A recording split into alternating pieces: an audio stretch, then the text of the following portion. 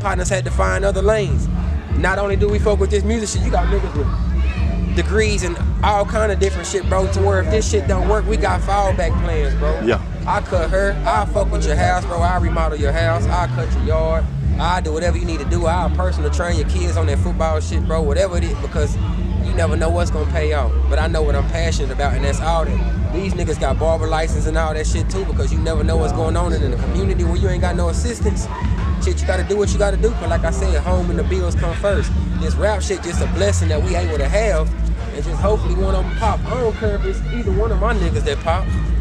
We all gonna get the same attention, and we all fuck with each other outside of this music shit. I talk to all these niggas on the regular. We all see each other, and it's all the same love. This ain't no on the camera shit. This is how we really live, and this is all mutual love. That's why everybody out here chilling. You can't do this everywhere.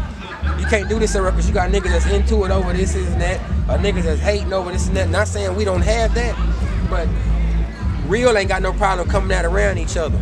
So when you see people around each other, you know that's what it is, and it's all mutual love and respect, bro. And it's gonna always be like that. Everywhere we go, everything we do, everybody that's over me and anybody that's beneath me, it's all love, bro. And we don't look at each other in no kind of other manner than ways of hoping each other make it. I got niggas on the football field, bro, niggas on the basketball court that had dreams, still got dreams, whether they lost them or whatever, that was passionate with that, and we sit and still had them conversations because we know what it means to them. Yeah. And that, you don't get that everywhere. If you ain't about nothing or you ain't doing nothing or doing something for people, some people don't care about what you got going on. And then you got people that sit and deal with stress on their own because they don't know how to handle that shit. Because they don't know how to talk to nobody. Around here, niggas used to not having nothing. They used to not being over nobody else. They used to not be living better than nobody else. And we able to genuinely talk to each other. And we know even everybody struggles. I know my nigga kids. They kids know mine. Our kids know each other. We all know who having trouble with bills. And this is that, and ain't on no funny manner. Yeah. It's on the way because we ain't got no problem telling each other where we struggling at. So, bro, this music shit really just a blessing to be able to tell about this shit over some music and get it in places for people to listen to it. If they might not have listened to the conversation, they might listen to that song, but they gonna hear the same message. So that's how I really look at the shit and do it, bro. And anybody that I feel like show attention to me, I'ma show them genuine attention back. Because if you showing that you got acknowledgement of what I'm trying to put out there, the message I'm trying to proceed to my people, I'm gonna make sure that I show you that I appreciate that. That go for anybody, and that's where it's always been. You can't nobody from my hood or nowhere else say I've ever been in they drama, they bullshit, bro. I don't get nobody else shit. I'm good everywhere I go, and that ain't no gangster shit. That's only because I've always been a respectful man. I respect others, and I get they respect back to me on ways that ain't got nothing to do with none of that. So it's just a good thing, bro, and I'm proud of it. I'ma always be the same nigga, man. Regardless of what going with this music shit. Like I said, I made my first song when I was 13 with this nigga, bro. Right here. Yeah. Lil Shano. Come here, man. Let everybody see it. This the nigga I made my first song with. I was 13, he was 14, bro. Yeah. The first time I ever got to even ride around and leave the house away from my parents was only because of the strength and trust that my daddy had with my cousin right here. He my older cousin, he was a year older than me. So we riding around on the bicycles, doing all the fun shit, when all the older niggas was doing their thing, rapping, making their music, making their scenes, doing the club parties and all that shit while we running around seeing it happen. So this nigga found access to a studio, and man, we went over there and dropped a song called Pimp for Life. Remember that? Yeah. And it was actually a remake to Mr. Pookie and Mr. Lucci shit from Dallas. That's back when them niggas was really like the hottest thing going on. Really, you know what I'm saying? And still, to me, still is some of the hottest from Dallas. And we made a little remake off of their song for fun. That was the first time I ever heard myself back in some headphones or anything like that. So, nigga, I thought that shit was amazing, bro. So, from that day, bro, we probably wrote probably 5, 10 songs a day. We rapping about bullshit. We didn't give a damn.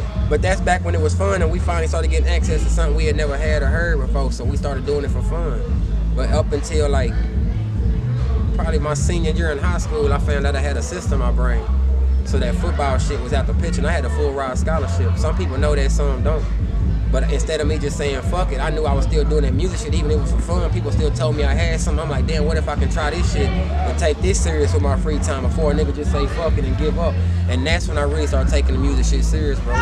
And all these people still been around, so now that this shit been going and trying to get to the levels that it's at now, I come back and get features from these same people that I first started rapping with way back then, because it's heartfelt to me. because that's who was along the journey. And even ones that was younger than me before I was even doing anything, like him, RJ right here, he his own artist. You know what I'm saying? He do his own thing. He's somebody that's younger than me. But I don't just talk, like he'll tell you right now. I take him to shows. I take him anywhere that I can go, that he want to go and got access that day to go to. If he got the free time to ride with me, he know he can go, and he go all the time. Because if I can put him in relations with anybody that I'm around and help him in any manner and show him anything, how can I lose and how can he lose? And that's really what niggas supposed to do for their people anyways. So what I do with him, I'm gonna take him to these shows in front of all these people and put him on, I'm not saying take him and make him stand back there and watch. He on stage to see how I feel to get this stage presence, to see how this crowd participation is, to see how it is to go in different places, different cities, whatever, to prepare himself for that, because he got his own music to offer to him. He present his own brand in front of these people, because I want people to do that. Like I said earlier to you, bro, it might be somebody that got their attention on me, but might not just like something, and I can present them to one of my partners and they just love them. You know what I'm saying? So that's one of them that I'ma always try to take my people around. If you tuned into it, want to be a part, you welcome with everything, bro. We're gonna take you everywhere we go with open arms, and it ain't no you standing in the back looking, bro. I put all my people on stage at every show they ever come to, bro, because I want them to see that this is what I'm trying to, this is what I'm doing it for. And at these same shows, everywhere I go, I speak on home. Every interview I've ever did from 15 years old to now, bro, I talk about Denison, Texas. I ain't never spoke of being nowhere else. And we have no city life. No city life. You know what I'm saying? So it's a little different. A lot of people want to feel like they want to speak about where they closest to that's popping. Our closest city is Dallas, and I love Dallas with a passion.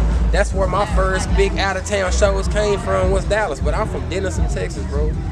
I graduated from Denison High. I take that back. I didn't graduate. I was supposed to. From Denison High School. But I made it to my senior year. I went to Turrell Elementary, the very first elementary school we've ever had. The one that's tore down. Every elementary school year I spent was there. I've been here my whole life, bro. So I've been in Denison, Texas 31 years. And the only times I've left this bitch was to travel around and try to speak about this bitch.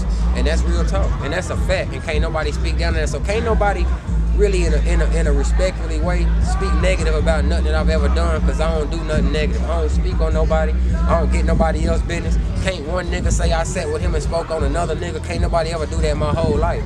So I go where I want to free willingly, because if a nigga act like he got a problem with me or speak on me in any kind of way, he personally either hating or just don't like the way that I'm doing something, and really to me that ain't enough to affect me. I'ma stay being the man that I am, because the ones who love me and stand behind me, that's the only support I need. And just crazily, that's the majority of everywhere I go, especially where I'm from, bro. Denison, Texas, nigga.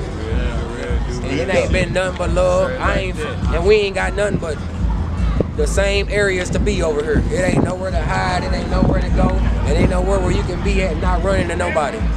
It's small around here, we gotta see each other. So you really can't be living a false life and still be going around shaking niggas' hands and running into them, and that ain't how it go down here. You get exposed every day because it's so small, we're around each other every day. So we ain't got no choice but to be each other. Like I said, if a nigga real, and he know he ain't got no problem with nobody, no fuck with nobody, he ain't gonna have no problems going to being around no other nigga. So that's why when you look around and see everybody out here chilling, it ain't got nothing to do with me. I just pulled up here, these niggas is already out here. It's cause niggas around here ain't got no problem pulling up, cause that's all we got. That's all we got to do to be in relations with each other and chill. Cause we don't got the nightlife. We don't got a nightclub to hit tonight to pull up and go get dressed and clean folk. We got to all get in the car and carpool and risk getting pulled over, coming down there and coming back just to go have fun. So we go to each other's houses and do that real shit. Chill with each other. My niggas still shoot dice, still get on the game, still play chess. This nigga here a goddamn wizard on the chessboard. And I'm not bullshitting, but that's because we genuinely got a passion with home, bro. That's why I say this music shit fun. This music shit fun, but it comes second right now, only cause it's making a little money. I ain't acting like I don't make no money with the music shit, but if I sat here and told you it's paying my bills and feeding my child, I'd be lying to you. I really gotta work and go out and make sure I make money every day to make sure my bills is paid. So music gotta come second right now. So regardless of how many fans I got, they gotta understand that I can only put into it what I got, cause I ain't under no record label. I'm independent as it get, and I always has been. So everything either gets spent on me to come from my own pocket, or one of the homies that done help with something. And so we can only do it when we can. So right now, home come first, and until I'm making millions with this shit, that music can't come first. Then when it do come first, it's gonna have to come first for everybody, cause we got plenty of talent down here. All my niggas rap, and they all rap about real shit. As I listen to you, man, it put me in the mind of J. Cole's Middle Child. You spoke about those that came before you, you know, and it's like you right in the middle, then you start to speak about those that's coming behind you. I came up in the perfect era, cause before I don't think nobody was doing that with no music before Time Lost and Bodie and them, bro, that I know of, and D-Boy and them. I don't think it was, so I came up right in the era for people. Besides 903 over in Sherman. Yeah, I'm talking about from Denison. Oh, nah. Yeah, 903 Players was around, they was doing their thing around the same time. And they was big, J Sweet, Pete Spratt, all them were doing that. They was, and was big at the time, bro. So I came up around like the perfect time, and I fuck with all them still to this day, and even back then supported it because them niggas was traveling and doing the same shit that we was doing. But I grew up in the perfect era for niggas to be rapping. So when I turned 13, 14 and had a voice to even jot down some bullshit and make a song, I had access to a studio. And I went and did it. Some of them niggas quit doing the music. Some of them quit fucking with it, some of them didn't. But I still had that same access because regardless of who wanted to still fuck with that dream, they ain't take nothing from nobody else. So I just decided to keep fucking with it, bro. I ain't think I really had no other way, though.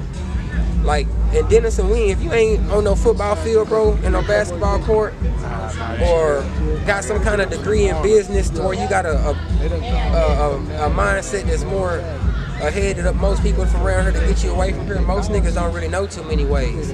So the music becoming a way is, I can say as of right now, it's just now becoming something that's getting a lot of light shine, don't it? And that's not because of me, that's because social media. Yeah. Like now people able to get on here and type up something and hear about an area and research it and see people when they used to couldn't do that. You know what I'm saying? Like I said earlier. So some of the things that I'm doing is because I had access to see it growing up. So I knew kind of what ropes I had to follow and what ways I didn't have to do because learn from their mistakes. And some of the shit is just because, I don't know, bro. Like, But I'm tell you what, man, we definitely gonna continue, man, to look towards this area, man, for the best talent, put on our platforms, bro, you know. Man, y'all gotta, it's so much, man. You got kids around here, bro, that when I say these kids is D1 college talent. I'm talking about some of the best talent you will ever see come from this little old town right here, Denison and Sherman. We got the best youth programs, bro, when it comes to our kids and the way we personally train these kids on these courts and these fields. But when it comes to college recognition and shit, we do